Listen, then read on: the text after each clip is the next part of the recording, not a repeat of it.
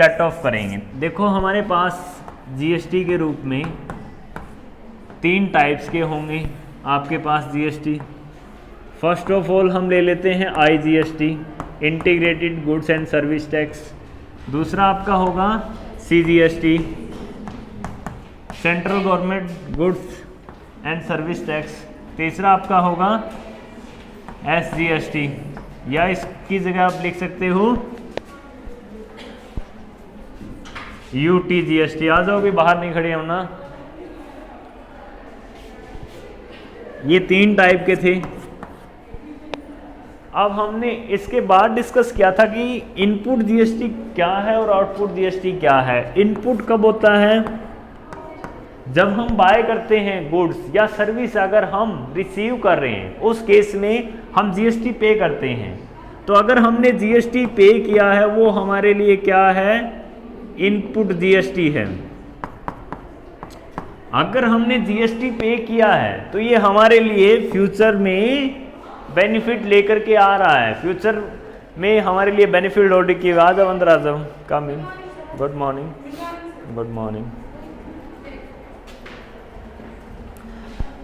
Input GST means हमारे लिए asset है वो, और फ्यूचर की डेट में हमें कुछ बेनिफिट मिलने वाला है इसके बदले में। इनपुट जीएसटी तो हम क्या कह सकते हैं इसे, ये हमारी एज एन एसेट ट्रीट होगा कि नहीं होगा। दूसरा, अगर हम जीएसटी क्या कर रहे हैं? कलेक्ट कर रहे हैं। कलेक्ट कब करेंगे? जब हम सेल करेंगे। सेल करेंगे तो कलेक्ट करेंगे। ये हमारे लिए क्या है? लायबिलिटी है कि नहीं? क्योंकि कस्टमर से हमने पैसा इकट्ठा किया है हमारे पास, और वो फ्यूचर डेट में हमें गवर्नमेंट के यहाँ डिपॉजिट करवाना होगा, तो हमारे पास तो वो एज एन लायबिलिटी ही रखा हुआ है कि नहीं रखा हुआ? तो वो हमारे लिए क्या है? लायबिलिटी है। और इसे हम बोलते हैं, अगर हम सेल के ऊपर जीएसटी कलेक्ट करते हैं तो ये हमारे लिए होगा आउटपुट, आउटपुट जीएसटी, और ये हमारे लिए क्या है? लायबिलिटी है। अब बात आती है कि जब हम लायबिलिटी और एसेट को सेट ऑफ करते हैं तो किस ऑर्डर के थ्रू सेट ऑफ करते हैं। जैसे फॉर एग्जांपल हमने बाय किया था तो जीएसटी हमने पे कर रखा है 1000, और जीएसटी हमने कलेक्ट कर रखा है कस्टमर से 1500। अब ये जो कलेक्ट कर रखा है ये हमें गवर्नमेंट के अकाउंट में डिपॉजिट करवाना है कि नहीं करवाना? करवाना है ना। तो ये 1500 रुपये हमें डिपॉजिट करवाने थे गवर्नमेंट के अकाउंट में, लेकिन हम 1000 रुपये किसी और को पे कर चुके हैं तो वो डिपॉजिट करवाएगा। तो इट मीन्स 1000 रुपये हमारे एसेट के रूप में हमारे पास है कि नहीं, हम होल्ड किए हुए कि नहीं किए हुए। 1500 की लायबिलिटी है तो लायबिलिटी हमारी सेट ऑफ हो जाएगी 1000 की। हमें टोटल मिला के गवर्नमेंट को कितने पे करने हैं फिर? 500। अब ये सेट ऑफ कैसे हो सकता है, इसके लिए ऑर्डर आपको बताया गया है कि किस जीएसटी के को आप किससे सेट ऑफ कर सकते हो। सबसे पहले हमारे पास है आउटपुट जीएसटी। अगर हमारे पास होगा तभी तो हम कुछ सेट ऑफ करेंगे, नहीं तो हमारे पास एसेट ही है। अगर आउटपुट हमारे पास है, आउटपुट अब हम ले लेते हैं आईजीएसटी का। आईजीएसटी कहाँ एप्लीकेबल होता है? जहाँ इंटरस्टेट ट्रांजैक्शन होती है कि इंट्रास्टेट है? इंट्रास्टेट। इंट्रास्टेट मीन्स स्टेट के अंदर ही ट्रांजैक्शन हो रही है, और intrastate means out of state. तो अगर इंट्रास्टेट ट्रांजैक्शन है तब उस केस में आईजीएसटी आपका एप्लीकेबल होगा।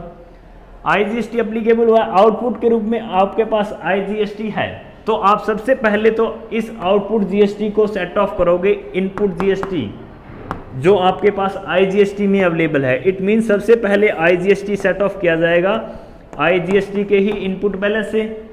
फिर उसके बाद अगर फिर भी बकाया रह जाता है, जैसे हमारी यहाँ लायबिलिटी थी 1500, 1000 की एसेट से हमने ये सेट ऑफ कर दिया, 500 अभी भी बकाया है, 500 बकाया हम इन दोनों से भी सेट ऑफ कर सकते हैं। सबसे पहले हम यूज करेंगे सीजीएसटी का, और फिर हम यूज करेंगे एसजीएसटी का। तो यही ऑर्डर रहेगा राइट ऑफ करने का। जब हम राइट ऑफ कर रहे हैं अपनी लायबिलिटी एसेट से, तो इस ऑर्डर में राइट ऑफ करेंगे आईजीएसटी को। फिर बात आती है सीजीएसटी। सीजीएसटी को हम किस ऑर्डर में राइट ऑफ करेंगे? सबसे पहले जिसको हम राइट ऑफ करें उसी का बैलेंस यूज होगा। सीजीएसटी को राइट ऑफ कर रहे हैं, सबसे पहले सीजीएसटी के इनपुट में या एसेट में जो बैलेंस है वो यूज किया जाएगा। इसके बाद भी अगर लायबिलिटी हमारी सेट ऑफ नहीं होती तो हम यूज कर सकते हैं आईजीएसटी के बैलेंस का।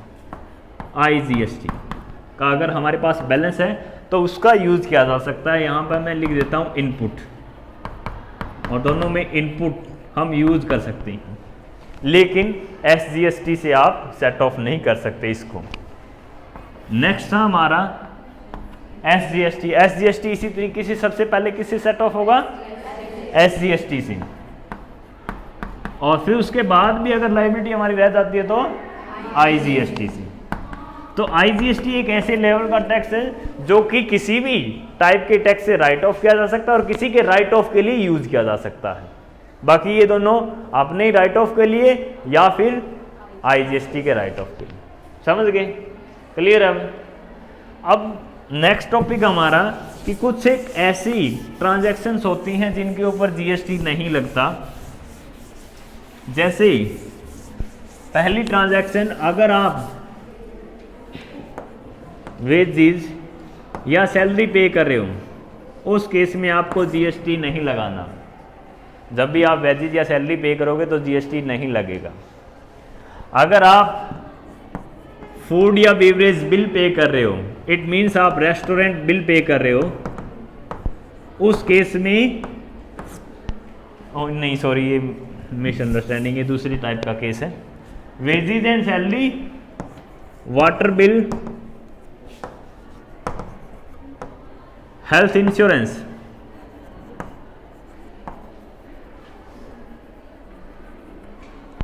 और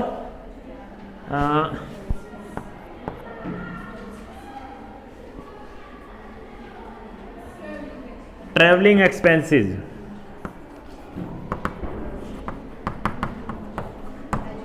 एजुकेशन सर्विसेज या एजुकेशन एक्सपेंसेस लगा लो आप, एजुकेशन सर्विसेज लिखेंगे हम यहाँ। और इंफ्रास्ट्रक्चर, एक जैसे होटल वाला कर लिया क्या हमने, हेल्थ इंश्योरेंस इसमें इंक्लूड हो जाएगा। इंटरेस्ट, ये ऐसी टर्म्स हैं या ट्रांजैक्शन है जिनके ऊपर आपको जीएसटी नहीं लगाना है। ये ध्यान रखोगे आप। जब भी आप वाटर बिल पे करते हो ना घर पे, जीएसटी लगाया कभी उसके ऊपर। हेल्थ इंश्योरेंस आप करवाते हो वहाँ पे भी नहीं लगता।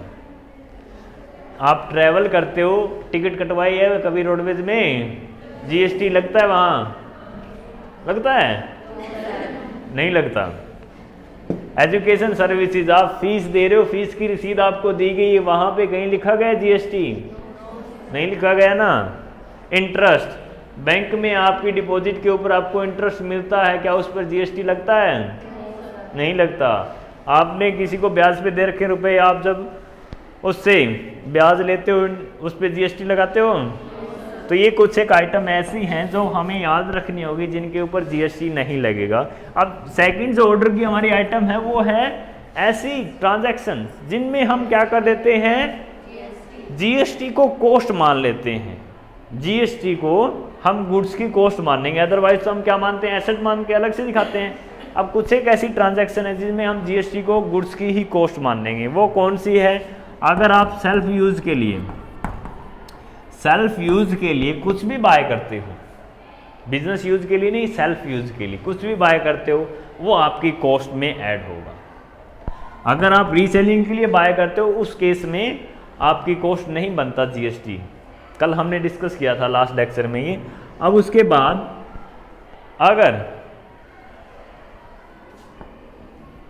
लॉस हो जाए आपको, लॉस बाय फायर या लॉस बाय थेफ्ट, अगर ऐसा कुछ हो जाता है तो उस केस में भी क्या होता है, ये उसकी कॉस्ट ही बन जाता है। इट मीन्स हम क्या कर देते हैं, इसको रिवर्स कर देते हैं। दो हेडिंग में आपके साथ डिस्कस किया गया ये टॉपिक। एक तो तब जब ये इसकी कॉस्ट माना जाता है और दूसरा जब हम रिवर्स कर देते हैं। तो हम बुक के अकॉर्डिंग ही कर लेते हैं, ऐसे कंफ्यूज हो जाओगे फिर, तो हम ये वाला रहने देते हैं। सेल्फ यूज के लिए अगर आप कार बाय करते हो या काम करो, एक बुक दो मुझे, नई जो बुक है जिसमें जीएसटी है।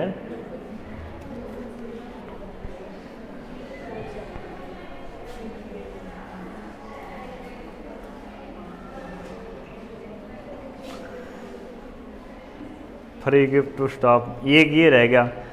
रिपेयर और एंड मेंटेनेंस ऑफ बिल्डिंग, अगर आप रिपेयर करवाते हो, रिपेयर एंड मेंटेनेंस अगर आप करवाते हो बिल्डिंग की, तो वहाँ पर भी आपका जो जीएसटी है क्या माना जाता है, वो कॉस्ट माना जाता है। इसके अलावा अगर आप मेंबरशिप फीस लेते हो, इट मीन्स किसी भी इंस्टीट्यूट की या किसी भी क्लब की आप मेंबरशिप फीस लेते हो, सॉरी पे करते हो, मेंबरशिप फीस अगर आप पे कर रहे हो तो वहाँ पर भी वो उसकी कॉस्ट में ही ऐड होगा अगर जीएसटी एप्लीकेबल है तो। अगर नहीं एप्लीकेबल है तो हमें कुछ करना ही नहीं।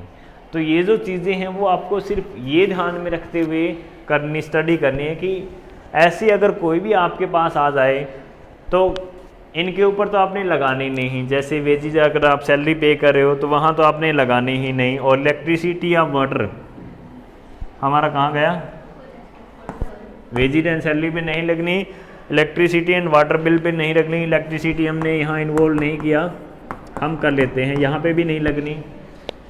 और इनके अलावा एजुकेशनल सर्विस यहाँ पे भी नहीं लगनी, ट्रैवलिंग एक्सपेंसेस यहाँ पे भी नहीं लगनी, इंटरेस्ट पे भी नहीं लगनी।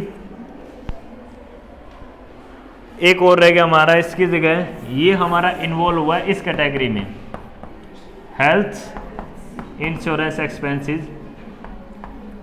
और यहाँ हमारा है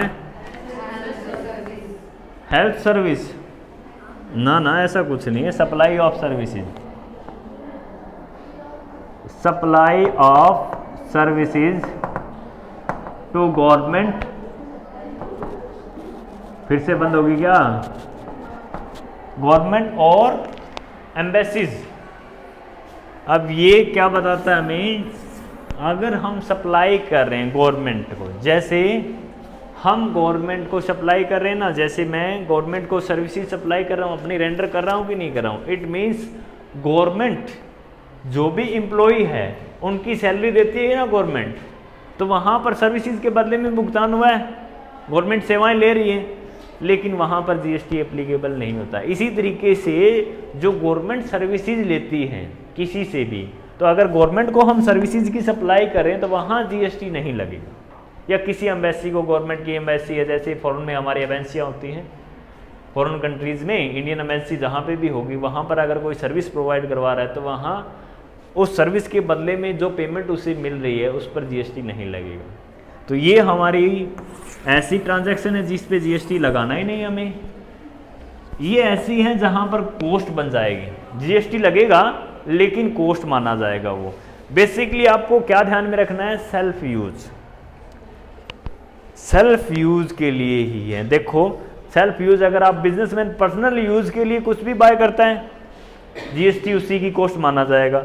अब व्हीकल बिजनेस के पर्सनल यूज के लिए बाय होते हैं तो उसी पर जो जीएसटी उसने पे किया उसी की कॉस्ट बन जाएगा। फ्री गिफ्ट, आप किसी को गिफ्ट दे रहे हो, वो गिफ्ट आपने फर्दर सेल थोड़ी ना करना है, तो यहाँ पर आप वो चीज़ें लेकर के आते हो जो फर्दर आपने सेल नहीं करनी, जो पर्सनली आप यूज कर लोगे, फिक्स एसेट को छोड़ के, वो सारी की सारी क्या हो जाती हैं, आपकी जीएसटी पे की जाती है लेकिन कॉस्ट बन जाती है। यहाँ पर फिर आप सेट ऑफ वाला जो हमारा प्रोसीजर है वो फॉलो नहीं करोगे, ठीक है। अब आपको एक टॉपिक और बताया गया है कि कुछ एक केसेस में रिवर्स हो जाती है एंट्री।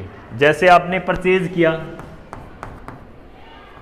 कॉमन सेंस की बातें हैं, ये बताने की जरूरत नहीं है आपको, लेकिन फिर भी बताए गए। परचेज अकाउंट डेबिट होगा, इनपुट जीएसटी लगेगा कि नहीं लगेगा, इनपुट सीजीएसटी या इनपुट एसजीएसटी जो भी आपका लग रहा है डेबिट होगा टू कैश या टू बैंक।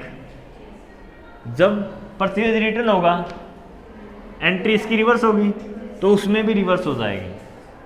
तो ये वो ट्रांजैक्शन आपको बताई गई है जहां पर रिवर्स हो जाती हैं, जो भी आपने इनपुट पे किया है वो रिवर्स हो जाएगा। कब कब हो जाएगा, जब आप परचेज रिटर्न करते हो, जब आप सेल रिटर्न करेगा तब उसकी भी रिवर्स होगी।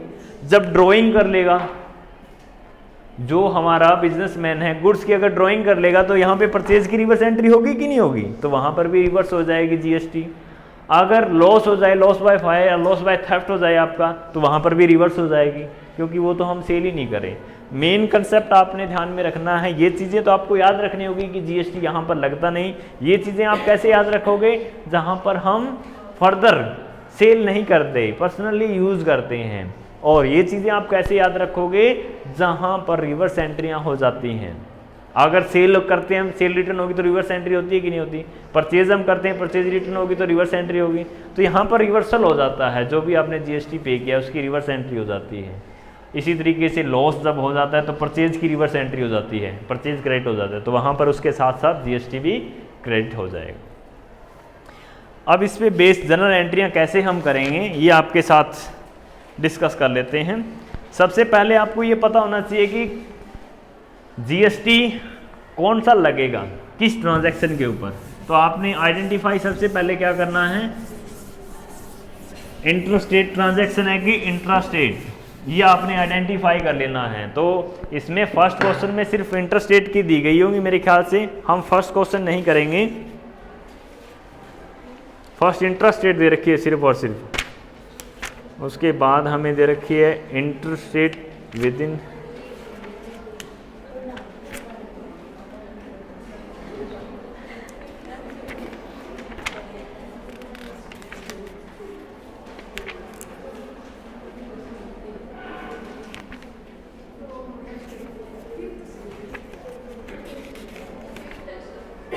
इसमें 7 सम है, जिसमें से 6 सम कर लेते हैं।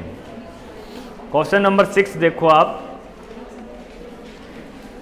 एक मैं करवा दूंगा, 2-3 आप खुद कर लेना। अगर उसके बाद भी आपसे नहीं हो पाते हैं तो दोबारा फिर से नेक्स्ट क्लास में आप पूछ लेना। जैसे एग्जाम्पल नंबर 6 में आप इसकी स्टेटमेंट पढ़ो, pass entry in the books of Shri Gopal. अच्छा, अनसोल्ड कर लें क्या हम, अनसोल्ड ठीक रहेगा या सोल्ड ही करें, सोल्ड करें, चलो ये कर लेते हैं। Pass entry in the books of Shri Gopichand and Gopichand of Kerala.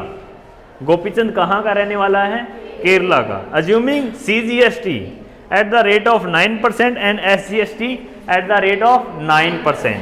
हमें सीजीएसटी और एसजीएसटी की रेट दे रखी है 9%, दोनों में सेम है। अगर आईजीएसटी लगे तो फिर किस रेट से लगेगा बताओ एक बार जरा मुझे। 18% की रेट से लगेगा, 20 नहीं, कल बताया था आपको। अगर आईजीएसटी की रेट हमारी 18% है तो उस केस में एसजीएसटी और सीजीएसटी उनके हाफ हाफ होंगे, क्योंकि ये सेंट्रल लेवल पे लगता है और ये स्टेट लेवल पे लगते हैं। तो स्टेट लेवल पे एक पोर्शन तो जाता है सेंट्रल गवर्नमेंट को, एक रखती है स्टेट गवर्नमेंट। अब देखो इसमें हमें क्या बताया जाता है। 1 अप्रैल को हमें ट्रांजैक्शन दे रखी है, purchase goods for 3 lakh from, ये कौन सा कर्नाटका, अच्छा करुणाकरण ऑफ चेन्नई, तमिलनाडु का ये है करुणाकरण। वहां से हमने गुड्स परचेज की हैं 3 लाख की।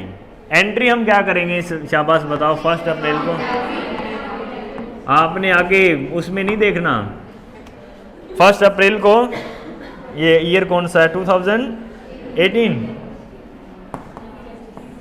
1 अप्रैल 2018 पहली एंट्री जब हम परचेज करते हैं।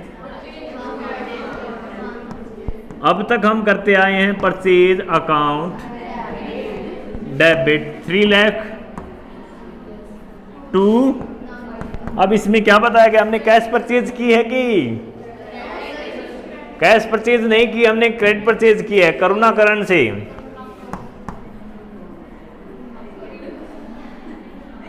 करण आर्यन है, करुणाकरण बिल्कुल सही है।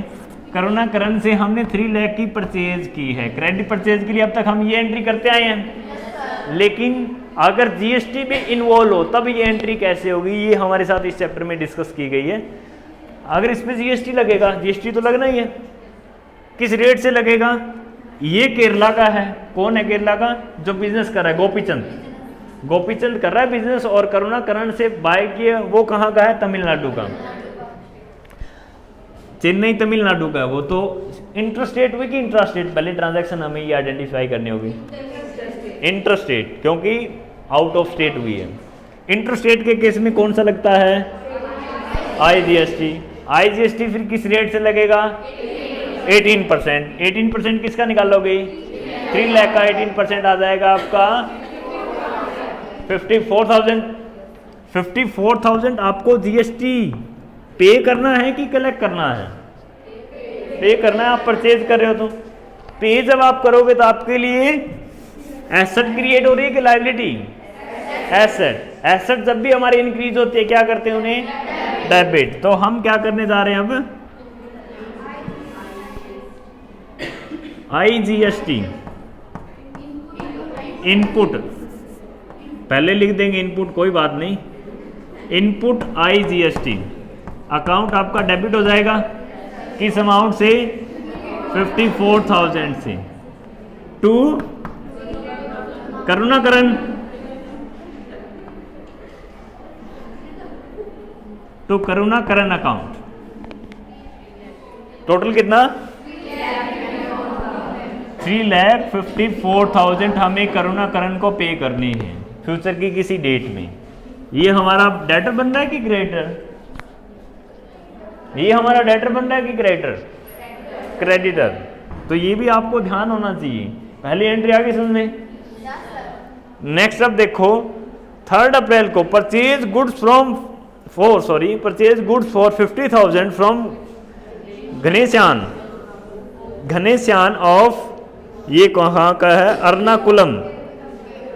अर्नाकुलम केरला का ही है ये। घनेश्याम अर्नाकुलम केरला से बिलोंग करता है। 50,000 की हमने गुड्स बाय की हैं। अब ये इंटरस्टेट है कि इंट्रास्टेट? इंट्रास्टेट। तो यहाँ कौन से टैक्स लगने वाले हैं? CGST और SGST। परचेज करेंगे, सेम एंट्री करेंगे।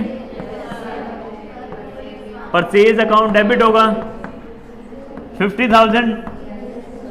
अब दोनों टैक्स लगेंगे। पहले इनपुट होगा कि output? Input. CGST account debit 9% of 50,000 4,500। Same इसी तरीके से input SGST account debit 4,500। Next हम क्रेडिट किसे करें? घनेश्यान अकाउंट 59,000। ये एंट्री होगी घनेश्यान से परचेज करने के लिए।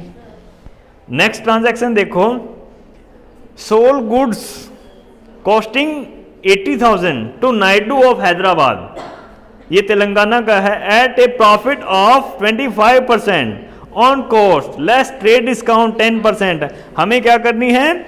सेल करनी है। किस पे? प्रॉफिट पे। तो पहले देखो कॉस्ट कितनी है इसकी? 80,000। पहले हम एक नोट्स के रूप में कैलकुलेट करेंगे अमाउंट। कैलकुलेट कर लें। 80,000 क्या है? कॉस्ट। 80,000 के किस पे सेल कर रहे हैं? कितना प्रॉफिट?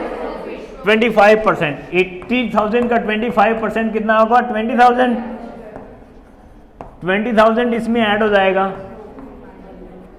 1 लाख बन गया प्राइस। अब हम लेस क्या कर दें? Trade discount 10%। 10% लेस हो जाएगा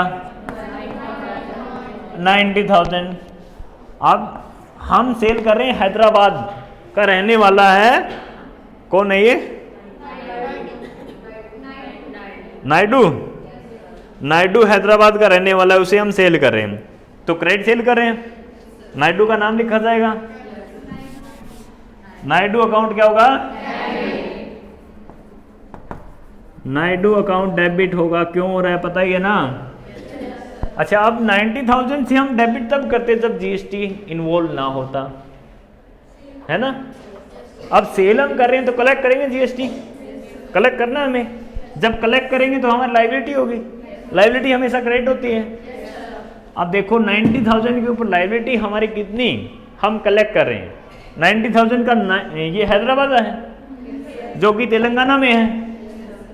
अब तेलंगाना अदर स्टेट है केरला से, इंटर स्टेट होगी 18%, 90,000 का 18% 7,200, यही होगा क्या, देख लो एक बार। नहीं 10,800, 10,800 होगा मेरे ख्याल से। नहीं ये भी नहीं होगा, 16,200, देख लो एक बार मल्टीप्लाई करके देखो, 16,200, ये हमें टैक्स कलेक्ट करना है। तो 90,000 की तो हमारी सेल अमाउंट है प्लस ये टैक्स, टोटल मिला के हमें कितना कलेक्ट करना है नायडू से, 1,06,200 हमें लेने हैं नायडू से टू सेल्स अकाउंट। सेल्स हमें कितने की है, 90,000 की, और टू आउटपुट IGST।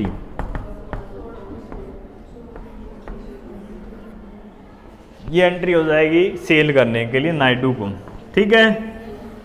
अब नेक्स्ट में ये सेल करता है सोल्ड गुड्स टू कोत्याम, केरला का है, कॉस्टिंग 250 लाख एट 2,50,000 है, सॉरी 250 लाख नहीं है, मिस रीडिंग होगी, 2,50,000 की सेल की कॉस्ट है और 60% प्रॉफिट, और लेस हमें करना है ट्रेड डिस्काउंट 50%, 15% हमें ट्रेड डिस्काउंट लेस करना है against cheque which was deposited into bank. बहुत अच्छे वाली एंट्री आ गई। अब ये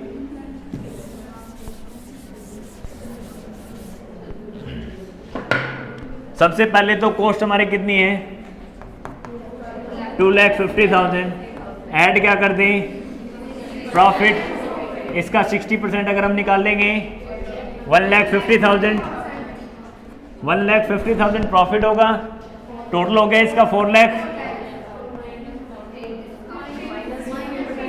लेस ट्रेड डिस्काउंट, इसका 15% अगर हम निकाल लेंगे 60,000, 60,000 लेस करेंगे 3,40,000, 3,40,000 की हुई है सेल। सेल हमने की है कोट्याम जो कि केरला का है, इंट्रास्टेट SGST और CGST हमें कलेक्ट करने हैं, 9% की रेट से दोनों कलेक्ट करने हमें, 9% की रेट से निकालो, 9% इसका अगर हम निकाल लेंगे कितना आ जाएगा, 27 और 36 30,600, नेक्स्ट का भी 30,600, 30,600, दोनों के लिए 9% हमने कैलकुलेट कर लिया, टोटल मिला के कितना है 61,200, 61,200 हमें टैक्स के उससे लेने हैं। सेल हमने करी है 3,40,000 की, 61,200 उससे टैक्स के लेने हैं, टोटल मिला के कितने हो गए 4,01,200, 4,01,200 हमें किससे लेने हैं, कोत्याम से। अब एंट्री करें फटाफट,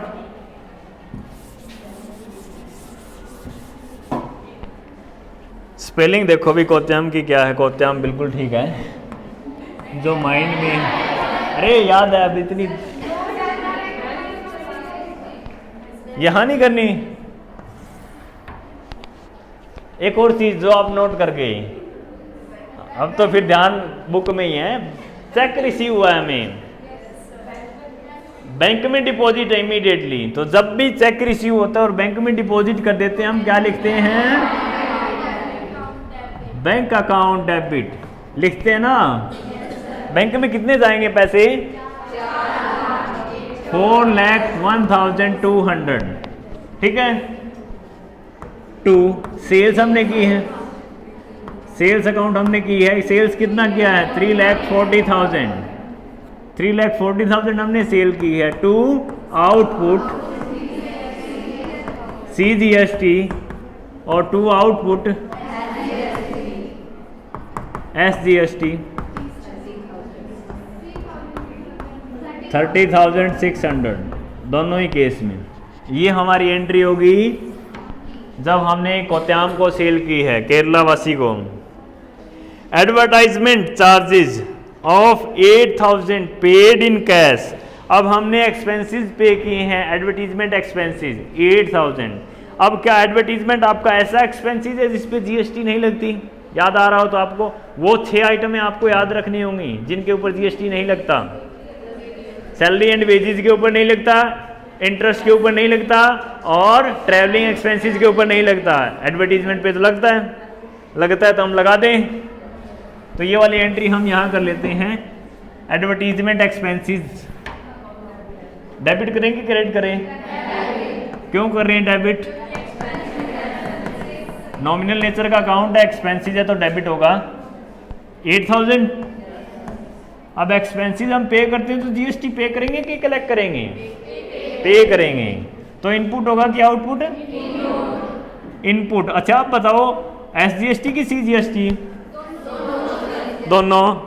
अगर ये हम आउटर किसी एजेंसी से करवा रहे होते जो कि हमारे स्टेट से बाहर है, फिर हम पे करते आईजीएसटी और सीजीएसटी, सॉरी आईजीएसटी एक अलग ही, इनपुट सीजीएसटी और इनपुट एसजीएसटी। रेट हमारी 9% है, 720 रुपीज। टू हम क्या करें? कैश या बैंक अकाउंट? कैश पे किया तो कैश लिख देंगे, टू कैश अकाउंट। कितना पे किया है? 9440 रुपीज, 9440 रुपीज। ये हो गया आपके एडवर्टीजमेंट एक्सपेंसेस के लिए। उसके बाद purchase a computer for office use, हमने ऑफिस यूज के लिए कंप्यूटर बाय किया है 30,000 का। And payment made by cheque, हमने पेमेंट चेक से की है।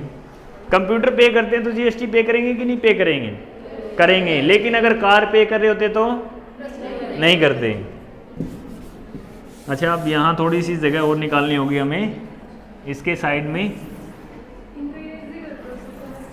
इरेज नहीं करनी, बाद में यूज भी तो करना है हमें, इरेज नहीं करनी, इसीलिए तो। उसके बाद वाली एंट्रियां ये है, इसीलिए एरो का निशान लगाया है। एरो भी पीछे लगा देते हैं यहाँ से, इस तरीके से। अब नेक्स्ट हमें करना है, कंप्यूटर बाय कर रहे हैं, office equipment. Office equipment account debit होगा कितने से? 30,000। 30,000 कहाँ से बाय कर रहे हैं नहीं बताया कुछ, हम क्या मानेंगे कि अपने ही स्टेट से बाय किया है। कौन कौन से जीएसटी पे करेंगे? इनपुट सीजीएसटी, इनपुट एसजीएसटी, दोनों हम पे कर रहे हैं, दोनों डेबिट होंगे। 30,000 का 9% 2070 या 2700? 2700। टू चेक से पेमेंट कर रहे हैं, to bank account. Bank account कितना हो जाएगा? 35,400। ये वाली एंट्री हो जाएगी आपकी कंप्यूटर परचेजिंग के लिए। Next proprietor withdraw 10,000 for his personal use. It means जो ओनर है उसने ड्राइंग की है, ड्राइंग के ऊपर जीएसटी लगाते हैं? नहीं लगाते, ड्राइंग के ऊपर नहीं लगाते। कैपिटल अगर बिजनेस में लेके आएगा उसके ऊपर भी जीएसटी हम नहीं लगाते। डेटर्स को पेमेंट कर रहे हैं उसके ऊपर भी जीएसटी नहीं लगाते। क्यों नहीं लगाते? डेटर को पहले ही हम जीएसटी लगा के अमाउंट लिख चुके हैं, है ना। और ना ही सेम ऐसे क्रेडिटर से जब पेमेंट रिसीव करेंगे तब जीएसटी लगाएंगे, क्योंकि पहले ही लग चुकी है जब परचेज और सेल हुई थी। तो जब भी आप क्रेडिटर को पेमेंट करोगे तब भी जीएसटी से रिलेटेड एंट्रियां नहीं करोगे, और जब भी रिसीव करोगे तब भी नहीं करोगे। अगर आप बैंक में डिपॉजिट करवाते हो तब भी जीएसटी आपने नहीं शामिल करना। ऐसे ही बैंक से जब आप कैश निकलवाओगे तब भी आपने जीएसटी नहीं लगाना, ठीक है ना। तो ये 4-5 चीजें और ध्यान में रख लेना। कैपिटल लगाई जाती है ओनर के द्वारा, या फिर ड्राइंग की जाती है, या बैंक में पैसा जमा करवाओगे या निकलवाओगे, या फिर डेटर्स को पेमेंट, डेटर से पेमेंट करोगे कि रिसीव करोगे? डेटर से पेमेंट हम रिसीव करेंगे तब भी हमें जीएसटी इन्वॉल्व नहीं करना, और जब हम क्रेडिटर्स को पेमेंट करेंगे तब भी हमें जीएसटी इन्वॉल्व नहीं करना। तो इसमें कहा गया है कि प्रोपराइटर विड्रा करता है 10,000, ड्राइंग अकाउंट डेबिट होगा 10,000 टू कैश, 10,000। नेक्स्ट में आपको बताया जाता है payment made of balance amount of GST. हमने बैलेंस जो अमाउंट था उसकी पेमेंट कर दी। अब पेमेंट कैसे करेंगे एक बार देखो जरा। हम सबसे पहले ले लेते हैं आईजीएसटी को, ले लें आईजीएसटी की लायबिलिटी। इट मींस इनपुट हमारे पास, सॉरी लायबिलिटी हमारी आउटपुट होती है ना, आउटपुट हमारे पास क्या है आईजीएसटी का। क्या कोई आउटपुट है आईजीएसटी का? देखो एक बार क्रेडिट कहाँ हुआ है आईजीएसटी 16,200, ये हमारी लायबिलिटी है। इसको हमें सेट ऑफ करना है। आईजीएसटी जो एसेट के रूप में हमारे पास अवेलेबल है, आईजीएसटी एसेट के रूप में कहाँ कहाँ अवेलेबल है हमारे पास। देखो आईजीएसटी फर्स्ट एंट्री में नहीं थी क्या? 54,000 आपके पास क्या है इनपुट बैलेंस है ना। और भी देखो आईजीएसटी अगर कहीं और हो तो नहीं है। आईजीएसटी जब राइट ऑफ करोगे 16,200 आपको राइट ऑफ करने हैं। इट मीन्स पे करने हैं 54,000 आप पहले पे कर चुके हो। इट मीन्स आपके पास अभी भी एसेट में बैलेंस है कि नहीं? कितना बैलेंस है? ये आपके पास बैलेंस है 37,008 नहीं 37,000, हाँ 800 ही आएगा।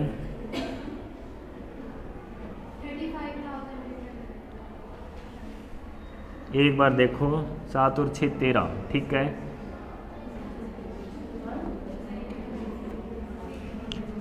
$37,800 ही आएगा। ये आपके पास अभी भी एसेट में बैलेंस है ना। आईजीएसटी क्लियर हो चुका है। अब बात करते हैं सीजीएसटी और एसजीएसटी की। अब हम ले लेते हैं सीजीएसटी सबसे पहले। सीजीएसटी आपकी लायबिलिटी देखो, लायबिलिटी मीन्स आउटपुट देखो, आउटपुट के रूप में आपके पास कितना है सीजीएसटी। क्रेडिट कहाँ हुआ है देखो एक बार 30,600। एक तो ये लिख लो आप 30,600। उसके बाद दूसरा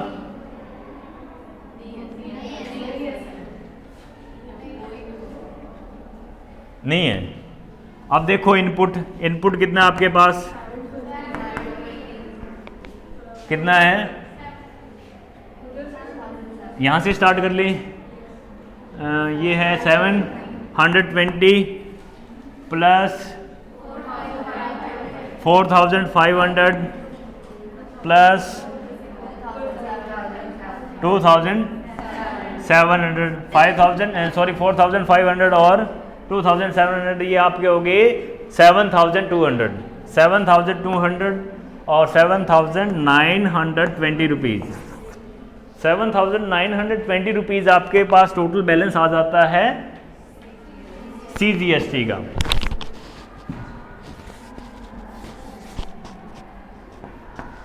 लायबिलिटी आपको सेट ऑफ करनी है 30,600, आपके पास बैलेंस है 7,920 रुपीज़। तो पहले तो ये पूरा का पूरा यूटिलाइज, उसके बाद कहाँ से यूज करोगे आईजीएसटी से। इसमें से लेस कर दो 7,920 रुपीज़, इसमें से लेस करो कितना रह गया, ये रह गया आपका 80 और 5 नहीं 7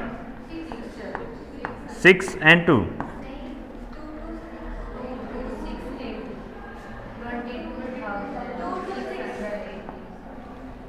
22,680 22,680 रुपीज़। 22,680 रुपीज़ ये सेट ऑफ आप कहाँ से करोगे आईजीएसटी से।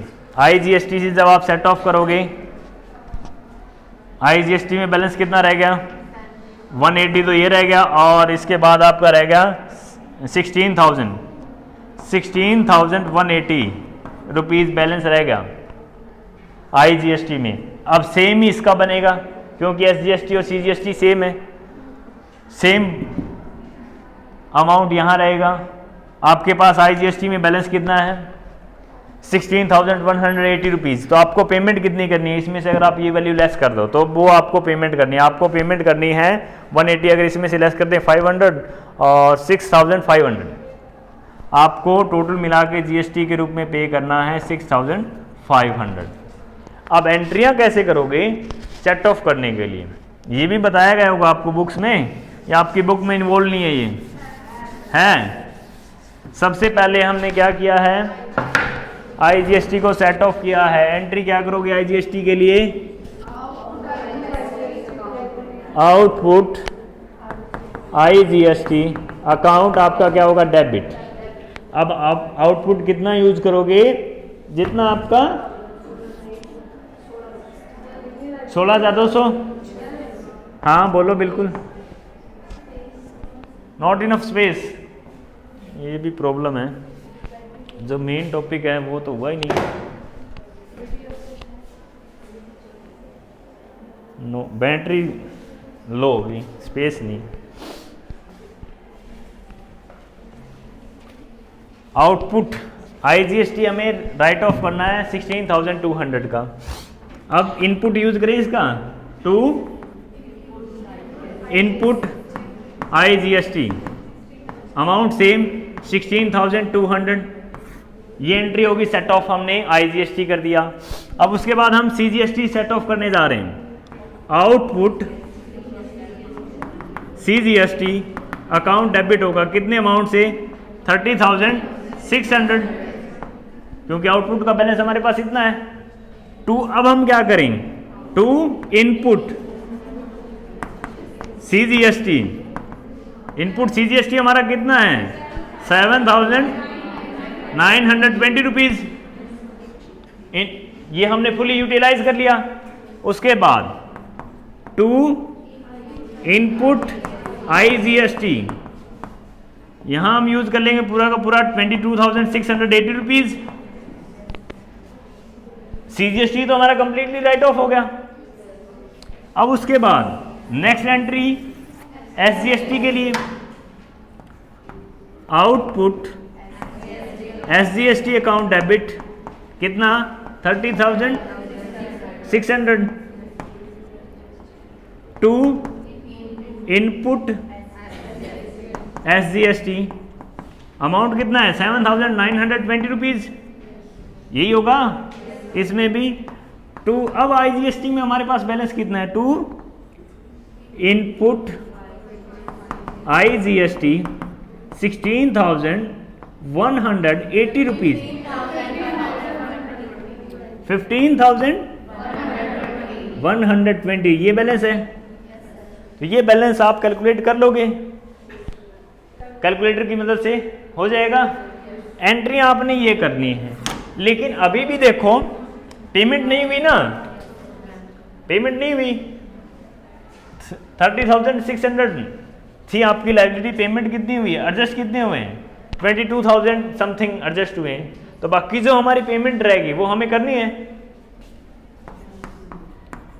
टू बैंक अकाउंट पेमेंट कर दें, टू बैंक अकाउंट डायरेक्टली हम पेमेंट कर सकते हैं। कितनी जो अमाउंट हमारी बैलेंसिंग रहेगी, कितना रह गया 7,560 रुपीज, ये हमारा बैलेंस रह गया था, ये हम पेमेंट कर देंगे। तो ये वाली एंट्रियां आपको करनी होंगी, और ये जो ऑर्डर आपको करवाया था उसी पे बेस है, अदरवाइज ये